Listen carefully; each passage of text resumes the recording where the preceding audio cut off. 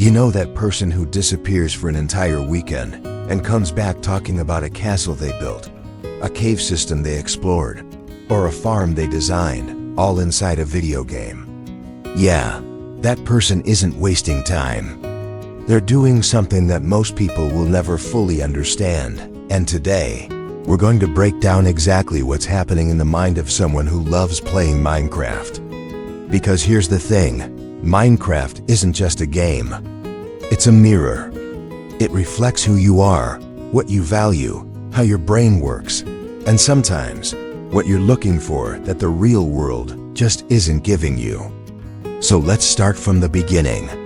Minecraft is what psychologists would call a sandbox environment, a world with no fixed goals, no one telling you what to do, and no single right way to play. And the type of person who is drawn to that kind of environment is very specific. They tend to be intrinsically motivated, meaning they don't need an external reward, a trophy, or someone else's approval to feel satisfied. They find the reward inside the process itself. Psychologists call this autonomy, the deep human need to feel like your choices are your own. And Minecraft gives that in a way almost nothing else does. You want to build a library? Build it. You want to live underground like a hermit? Do it. You want to spend 6 hours making a pixel art portrait of your cat? Nobody's stopping you.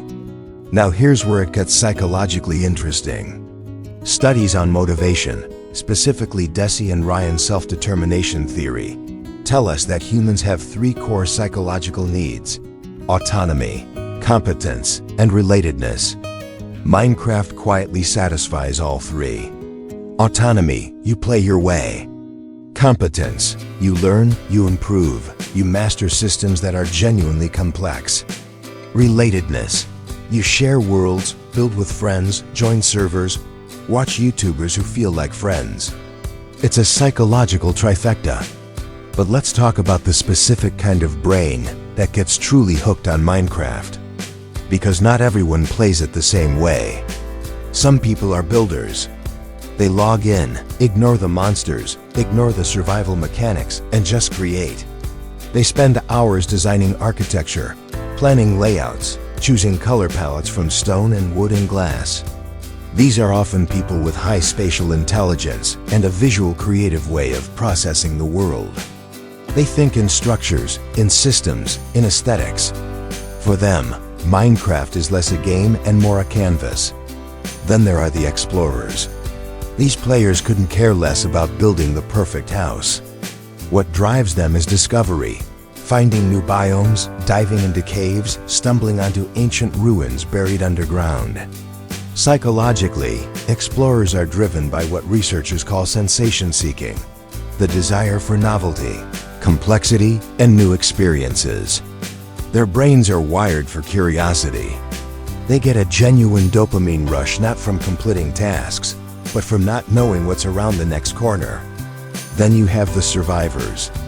These are the players who turn the difficulty to hard, reject any outside help, and challenge themselves to start from nothing and build everything. They are often high in what psychologists call mastery orientation. They don't play to win, they play to become better. Every failed attempt isn't defeat, it's data. And then there are the social players, the ones who couldn't care less about the game itself, but who show up every night because their friends are there. For these players, Minecraft is just the venue. The real thing they're after is belonging, a place that feels safe, familiar, and theirs. Here's something most people don't realize about Minecraft players. They're often extremely good at long-term thinking. Building anything substantial in Minecraft takes planning. You have to think about resource gathering, layout, spacing, time. You have to hold a mental image of something that doesn't exist yet and work toward it, block by block. This is called future projection, the ability to vividly imagine a future state and let that vision guide your present behavior. It's one of the most cognitively advanced things a human brain can do. And Minecraft players do it constantly, not because they're told to, but because the game quietly trains that skill without you even noticing. Now let's talk about something a little deeper. Why does Minecraft feel safe in a way the real world sometimes doesn't? The world out there is unpredictable. People let you down. Plans fall apart. Feedback is often harsh and personal. But in Minecraft, the rules are consistent. You know exactly how much wood you need to make a crafting table. You know exactly what materials combine to make tools. The world responds to your actions in logical, predictable ways. For someone dealing with anxiety, neurodivergence, trauma, or just the relentless uncertainty of modern life, that predictability isn't trivial. It's therapeutic. There's actual research to back this up. Studies have found that people who engage in constructive creative activities, even virtual ones, experience measurable reductions in cortisol, the body's primary stress hormone. Building something, even digitally, activates the same reward systems in your brain as building something in real life. The sense of progress, of making something from nothing, is profoundly satisfying to the human brain. And here's what nobody says out loud but should. Some people build in Minecraft because the real world hasn't given them a place to build yet. Maybe they're in a job that doesn't use their skills. Maybe they're in a phase of life where nothing feels like it belongs to them. Maybe they haven't found their purpose yet, but inside Minecraft, they can engineer entire civilizations. That's not escapism in the negative sense. That's a person keeping their creativity alive until the real world catches up. Now let's address something important. Not every Minecraft player is in a healthy relationship with the game. Sometimes what starts as a hobby becomes a hiding place. And there's a difference between someone who plays Minecraft because it genuinely brings them joy, and someone who plays because logging off means facing something they're not ready for. Do you log off feeling refreshed and fulfilled? Or do you log off feeling more empty than when you started? That question matters, because the same activity can be medicine or avoidance, and only you know which one it is. Let's talk about what Minecraft players are often like as people, because there are patterns. They tend to be patient in ways other people aren't. In an era of instant gratification, they will spend 40 hours mining materials for a project they won't finish for months. That kind of delayed gratification is rare, and research shows it's strongly linked to real-world outcomes, better relationships, better mental health, better career trajectories. Minecraft players also tend to be highly systematic thinkers. They understand that to get what they want, they have to set up the right conditions first. That's not a gaming skill. That's a life skill. They often have high pattern recognition. They notice things others don't. They think about how systems work, how things connect, what happens when you change one variable.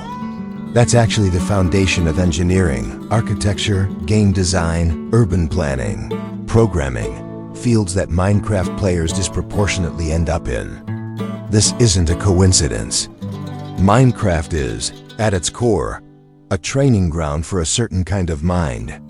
Now, let's talk about something nobody really says in the mainstream conversation about gaming.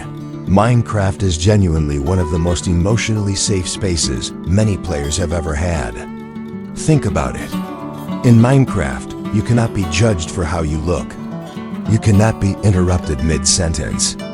You cannot be punished for making the wrong social move. For people who've been bullied, rejected, or made to feel like they don't quite fit anywhere, that matters enormously. The game accepts you exactly as you are.